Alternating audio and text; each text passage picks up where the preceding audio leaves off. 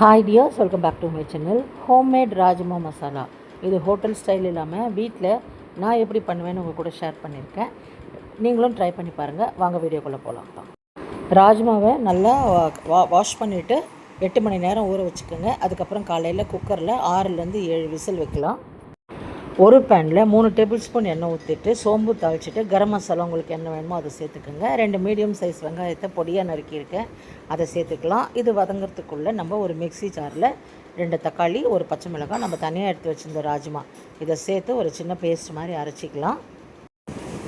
ராஜ்மா, தக்காளி, பச்சை மிளகாவை சேர்த்து நம்ம நல்ல ஒரு பேஸ்ட் மாதிரி அரைச்சி வச்சுக்கலாம். இது குழம்பு திக்காகிறதுக்காக. இப்போ வெங்காயம் லைட்டாக வதங்கியிருக்கும், அதில் மஞ்சத்தூள், கொஞ்சம் உப்பு சேர்த்து வதக்கிக்கோங்க. இப்போ நம்ம இஞ்சி பூண்டு பேஸ்ட்டு அரைச்சி வச்சுருக்கிற விழுது சேர்த்து நல்லா எண்ணெய் பிரிஞ்சு வர மாதிரி வதக்கிக்குவோம்.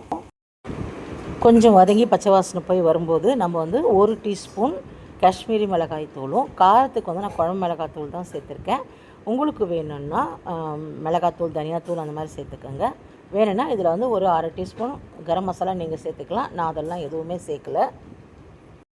இப்போ நம்ம வேக வச்சுருக்கிற ராஜ்மாவை அந்த தண்ணியோடு சேர்த்துக்கலாம். தண்ணி இருத்துறாதீங்க, அந்த தண்ணியில் தான் அந்த இதெல்லாம் இருக்கும், சத்தெல்லாம் இருக்கும். இப்போ நம்ம எல்லாத்தையும் சேர்த்துட்டு உப்பு செக் பண்ணிவிட்டு அப்படியே மூடி ஒரு 10 நிமிஷம் நல்லா பச்சை வாசனைலாம் போக வேக விடுங்க.